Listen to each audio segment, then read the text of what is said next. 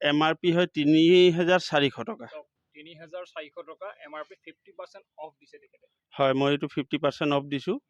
আৰু নমস্কাৰ সকলোকে। আজি এটা বিশেষ ভিডিঅ' প্ৰস্তুত কৰিবলৈ গৈছোঁ। আমাৰ ওচৰৰে যোৰহাট জিলাৰ মৌবন্ধাৰ এজন বিশেষ এজন ব্যক্তিক আপোনালোকক চিনাকি কৰাই দিম। তেখেতে এটা সুন্দৰ আৰু এটা আদৰণীয় পদক্ষেপ হাতত লৈছে।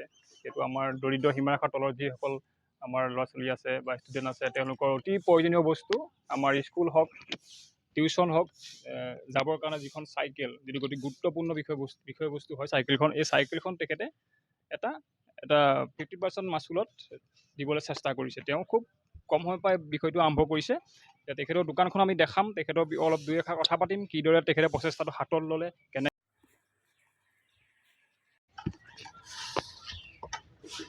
এইটো মৌবন্ধাৰ ৰোড, মৌবন্ধা দি আহি এইটো দেইলি বজাৰৰ মুখতে তেখেতৰ দোকানখন এইখিনি পাব। আহিছোঁ, এতিয়া লিখা আছে ৰাজহুৱা চান্দা দিয়া নহয়, দৰিদ্ৰ শিক্ষাৰ্থীক সহায় কৰা হয়। যোগাযোগ নম্বৰ তেখেতে দিয়া আছে। বিভিন্ন ধৰণৰ চাইকেল পাব, যিবিলাক আমাৰ ফ্ৰেঞ্চাইজি যিবিলাক ভেৰাইটিজ চাইকেল আছে, সকলো ধৰণৰ চাইকেল ইয়াতে উপলব্ধ হ'ব। খালি তেওঁ কিছুমান চৰ্ত আছে, চৰ্তখিনি কি আমি তেখেতৰ পৰা সুধিবলৈ চেষ্টা কৰিছোঁ। আপোনাৰ নামটো কথা কওকচোন। মই যোগেন ৰহিদাস। যোগেন ৰহিদাস, হয়। আপোনাৰ স্থায়ী বাসিন্দা হয় আপুনি? মই স্থায়ী বাসিন্দা। আপুনি ইয়াৰ স্থায়ী বাসিন্দা? অঁ, এতিয়া আপোনাৰ মনলৈ এই ইমান সুন্দৰ, ইমান ধুনীয়া প্ৰশংসনীয় পদক্ষেপটো মনলৈ কেনেকৈ আহিলে দুআষাৰমান কওকচোন। এই বস্তুটো মানে কি হ'ল, যেতিয়া মই 8-9ত পঢ়ি আছিলোঁ, তেতিয়াৰ পৰা ধৰি লওক মোৰ এই ভাৱ এটা আছিলে যে যদি মোৰ কেনেবাকৈ পইচা হয়, কেতিয়াবা যদি চাকৰি বাকৰি কৰিব পাৰোঁ, তেতিয়া মই এই সুবিধাটো মানুহক আগবঢ়াম। কিন্তু চাকৰিটো নাপালোঁৱেই। কথাটো হৈ গ'ল, মই পঢ়ি থকা অৱস্থাত যদি দেউতাই মোক চাইকেল এখন দিব পাৰিলেহেঁতেন, তেতিয়াহ'লে মানে কি মই আজি চাইকেল মিস্ত্ৰী হয়তো নহ'লোহেঁতেন। যেতিয়া মই মেট্ৰিক দিছিলোঁ, মই মৌবন্ধা হাইস্কুলৰ পৰা দিছিলোঁ, তেতিয়া আমাৰ টিচাৰ আছিলে Jiten Sharma sir, head sir আছিলে। তেখেতসকলে গোটেই টিচাৰসকলে ডনেশ্যন কৰি পেলাই মোৰ মেট্ৰিকৰ ফৰ্ম ফিল আপ কৰিছিলে। কথাটো ক'বলৈ অকণমান এয়া তেওঁ পুৰণা স্মৃতি মনত পৰি কিদৰে তেওঁ আৱেগিক হৈ গৈছে। পুৰণা স্মৃতি ৰোমন্থন কৰি তেওঁ কি দুখ কষ্টত পঢ়িছিলে, এয়া তেওঁ সৰি সম্পূৰ্ণৰূপে আৱেগিক হোৱা দেখিবলৈ পাইছোঁ আমি। আপোনাৰ মেট্ৰিকৰ ফৰ্ম ফিল আপটো শিক্ষকসকলে ডনেশ্যন কৰি ফৰ্ম ফিল আপ কৰি দিছিলে। তেতিয়াই আপোনাৰ মনলৈ চাগে এইবিলাক ধাৰণা আহিলে নিশ্চয়। ভাবিছিলোঁ যে যদি মই পঢ়ি শুনি চাকৰি কৰিব পাৰোঁ, তো তেতিয়া মই মানে দুখীয়া মাক বাপেকৰ ল'ৰা ছোৱালীবোৰক এই সহায়টো কৰিম, যিটো মই ভুগিলোঁ সেইটো আনে নুভুগক। সুন্দৰ। তেখেতৰ সৰুৰ পৰাই তেখেতৰ মনত এনেকুৱা এটা ভাৱ আছিলে যে দুখীয়া ল'ৰা ছোৱালীক তেওঁ সহায় কৰিম বুলি মনতে ভাৱ এটা তেওঁ মেট্ৰিক পৰীক্ষা দিওঁতেই আহিছিলে। তেতিয়া তেওঁ এইটো আজি বাস্তৱত ৰূপায়িত কৰিছে। আজি মহালয়াৰ পৰা তেখেতে এইখিনি সুন্দৰকৈ আৰম্ভ কৰিছে। এতিয়া দৰিদ্ৰ সীমাৰেখাৰ তলৰ আমাৰ যিহেতু যোৰহাটৰ অঞ্চলৰ বৰষঙীয়া হওক, বহুত অসমৰ প্ৰায় যিকোনো অঞ্চলৰ দুই এজন মানুহে তেখেতৰ ওচৰলৈ আহিছে, তেখেতৰ খবৰ পাইছে। তেখেতে দুটামান চৰ্ত ৰাখিছে। চাইকেলখন পাবৰ কাৰণে দৰিদ্ৰ সীমাৰেখাৰ ব্যক্তি হ'ব লাগিব। তেখেতে চাইকেলখনৰ যিটো মূল্য তাৰ 50%ত দিব। ষ্টুডেণ্টজনে চাইকেলখন ল'বৰ কাৰণে তেওঁ কি ডকুমেণ্টছ লৈ আহিব লাগিব আপোনাৰ ওচৰলৈ? শুনক, মইতো ব্যক্তিগত প্ৰচেষ্টা, মোৰ এইটো একেবাৰে ব্যক্তিগত প্ৰচেষ্টা। তো যিজন মোৰ ওচৰলৈ আহিব সেইজনকতো মই দুখীয়া বুলিয়েই ভাবিম।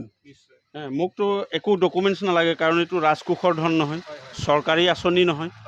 যিজন মোৰ ওচৰলৈ আহিবতো মই তেখেতক দুখীয়া বুলিয়েই ভাবিম। যদি ধনীসকলেও এই সুবিধাটো তেওঁলোকে কৌশলগতভাৱে লৈছে, তাত মোৰ আপত্তি নাই। মোৰ ওচৰত অহা মানে মই দি দিম। সেইটো কথা তেওঁ সুন্দৰকৈ বুজাই দিছে। তেওঁ কোনো চৰ্ত ৰখা নাই, কিন্তু তেওঁ সম্পূৰ্ণৰূপে তেওঁৰ মনোভাৱটো দৰিদ্ৰ সীমাৰেখাৰ তলৰ ব্যক্তিসকলক সহায় কৰা। কিন্তু সেইখিনি তেওঁ বুজাই দিছে কথাতে, সকলোৱে ধৰি পাইছে নিশ্চয়। এতিয়া এইখন চাইকেলৰ দাম কিমান হ'ব বাৰু? এইখন চাইকেলৰ MRP হয় ৩,৪০০ টকা। ৩,৪০০ টকা MRP 50% অফ দিছে তেখেতে। হয়, মই এইটো 50% অফ দিছোঁ। আৰু এইবোৰ অফ যে দিছোঁ, মোৰ পকেটৰ বেছি লছ নাই হোৱা। কি লছ হৈছে সেইটোতো মই কৈ নিদিওঁ, কিন্তু কথাটো এনেকুৱা হৈ যায়, মই আমগুৰি টাউনত কাম কৰিছিলোঁ এখন ডিলাৰত চাইকেলৰ। তেওঁলোকে মোক ফিটিং পইচা দিছিলে মাত্ৰ 40 টকা এখন চাইকেলত, সৰু হওক ডাঙৰ হওক। তাৰপিছত আহি মই ভিজিঅ'ৰ চাইকেল মাত যোৰহাটৰ তাত কাম কৰিছিলোঁ, তাত পাইছিলোঁ 60 টকাকৈ। তেতিয়াৰ পৰাই মই মানে এইবোৰ উপলব্ধি কৰিলোঁ যে মই যিটো ভাবি আছিলোঁ সেই কামটো দেখোন মোৰ কাৰণে সহজেই হৈ যাব। কাৰণ পিছত গৈ মই চাইকেল মিস্ত্ৰী হ'লোতো, হয় হয় ৰেট চেটবোৰ মই চব গম পাই গুচি গ'লোঁ। এতিয়া মাৰোৱাৰীসকলে যিটো ৰেটত দিয়ে মানে আমাৰ দৰিদ্ৰ সীমা ৰেখাৰ তলৰ মানুহখিনিয়ে মানে চাইকেল এখন কিনিবলৈ এবছৰ ভাবিবলগীয়া হৈ যায়। কথা সেইটোৱেই আৰু। সুন্দৰ, আপোনালোকে গম পায় পঠিয়াই দিবা মাক। সমাজৰ হৈ ৰাইজৰ হৈ সুন্দৰকৈ তেখেতে কাম আগবঢ়াইছে। তেখেতৰ ওচৰলৈ যোৰহাটৰ ওচৰ চুবুৰীয়া বিভিন্ন জিলাৰ মানুহ আহিছে, চাইকেল লৈছে।